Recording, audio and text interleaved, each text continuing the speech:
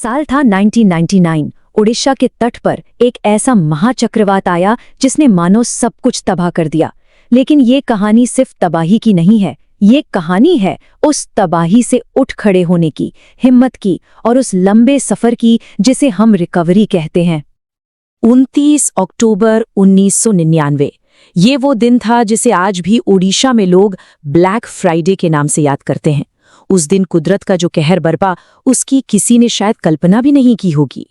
ये बस एक झलक है उस बर्बादी की जिसने लाखों जिंदगियों को हमेशा के लिए बदल कर रख दिया। देखिए, आंकड़ों से कहीं ज्यादा इस तूफान की असली कीमत इंसानी जिंदगियों ने चुकाई। राधा रानी मंडल के ये शब्द उस दर्द को बयां करते हैं जो कोई नंबर नहीं बता सकता। सोचिए, एक ही रात में अपने परिवार के 27 लोगों को खो देना, ये एक ऐसा जख्म है जो शायद कभी भर ही नहीं पाता। तो चलिए अब जरा और करीब से देखते हैं कि उस दिन हुआ क्या था और उस तबाही का पैमाना कितना बड़ा था। जरा सोचिए, 260 किलोमीटर प्रति घंटे की रफ्तार से चलती हवाएं। ये सिर्फ एक नंबर नहीं है, ये वो ताकत थी जो सदियों पुराने पेड़ों को जड़ों से उखाड़ फेंक रही थी और पक्के मकानों को ताश के पत्तों की तरह बिखेर रही थी। और हवा के साथ साथ समंदर भी जैसे जमीन पर उतर आया था। करीब 7 मीटर मतलब 2 मंजिला इमारत जितनी ऊंची लहरें, पानी की एक दीवार जो अपने रास्ते में आए पूरे के पूरे गांव को निगल गई। पीछे बची तो सिर्फ बर्बादी। सरकारी आंकड़ों के मुताबिक 9,885 जानें गईं। और जो बात सबसे ज्यादा दिल दहलाती है वो ये है कि इनमें से 8,000 से ज्यादा मौतें सिर्फ एक जिले एरेसामा में हुई थीं। लेकिन कहते हैं ना, घने अंधेरे में ही रोशनी की सबसे ज्यादा अहमियत होती है। तो इसी भयानक तबाही और नाउम्मीदी के बीच से एक उम्मीद की कहानी भी सामने आई। ये कहानी है प्रशांत की, सिर्फ 19 साल का एक लड़का जो खुद अपने परिवार के लिए परेशान था, लेकिन उसने करीब 2,500 लोगों की जिम्मेदारी अपने कंधों पर उठा ली। कहानी शुरू होती है प्रशांत के एक मुश्किल सफर से। वो अपने गांव वापस जाने के लिए 18 किलोमीटर तक चला। रास्ता मलबे, लाशों और कमर तक गहरे पानी से भरा हुआ था। उसे ये भी नहीं पता था कि उसका परिवार जिंदा भी है या नहीं। जब वो रेड क्रॉस शेल्टर पहुंचा तो वहां हर तरफ सदमा और हताशा थी, लेकिन प्रशांत ने हिम्मत नहीं हारी। उसने फौरन वहां के नौजवानों को इकट्ठा किया, एक व्यापारी पर दबाव डालकर चावल का इंतजाम करवाया, साफ सफाई के लिए टीमें बनाई और घायलों की देखभाल शुरू की। मतलब उसने उस अफरा तफरी में एक उम्मीद जगा दी। प्रशांत की सूझबूझ तो देखिए, जब ऊपर से हेलीकॉप्टर गुजरते थे लेकिन खाना नीचे नहीं आता था तो उसने एक तरकीब निकाली। उसने बच्चों से कहा कि वे रेत पर लेट जाएं और अपनी खाली प्लेटें अपने पेट पर रख लें। ये एक ऐसा दिल छू लेने वाला संदेश था जिसने ऊपर उड़ रहे हेलीकॉप्टरों का ध्यान खींचा और फिर मदद दोबारा शुरू हो गई। लेकिन प्रशांत सिर्फ पेट भरने और जख्मों पर मरहम लगाने के बारे में नहीं सोच रहा था। जब सरकार ने अनाथ बच्चों और विधवाओं के लिए अलग अलग कैंप बनाने की बात की तो प्रशांत और उसकी टीम ने इसका विरोध किया।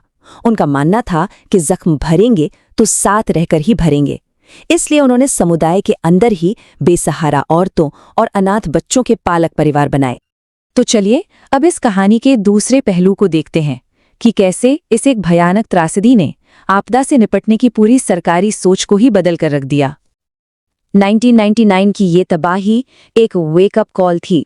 इसके 1 साल के अंदर ही Odisha state disaster management authority यानी OSDMA का गठन हुआ और आज ओडिशा को पूरी दुनिया में आपदा प्रबंधन के लिए एक मिसाल माना जाता है। और इस पूरे बदलाव के केंद्र में था एक नया मंत्र, मिशन जीरो कैजुअलिटी, मतलब एक भी जान नहीं जानी चाहिए। इस एक सोच ने सब कुछ बदल दिया।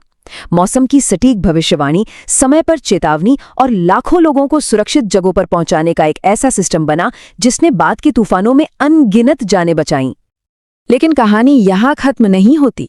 सिस्टम तो बन गया, पर उन लोगों का क्या जो उस तबाही से गुजरे थे?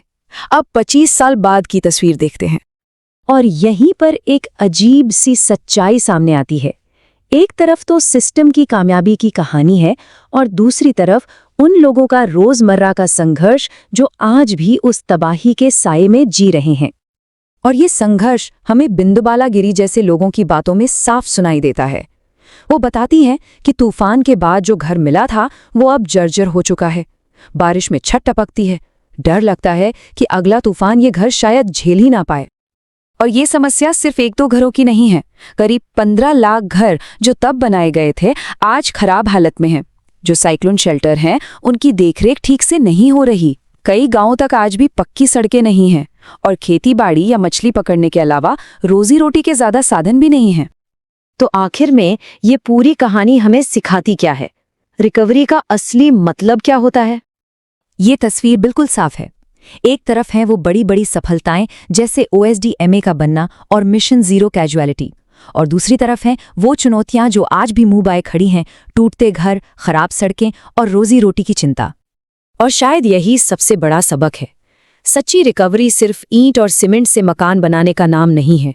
ये टूटे हुए रिश्तों को, समुदाय की भावना को और उस अपनेपन को फिर से जोड़ने का नाम है जिसके बिना कोई भी घर नहीं लगता।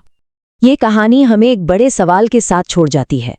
ओडिशा की यात्रा हमें दिखाती है कि जहां एक तरफ सिस्टम को सुधारकर हजारों जानें बचाई जा सकती हैं, वहीं दूसरी तरफ जमीन पर लोगों के जख्मों को भरने में शायद एक पूरी पीढ़ी लग जाती है।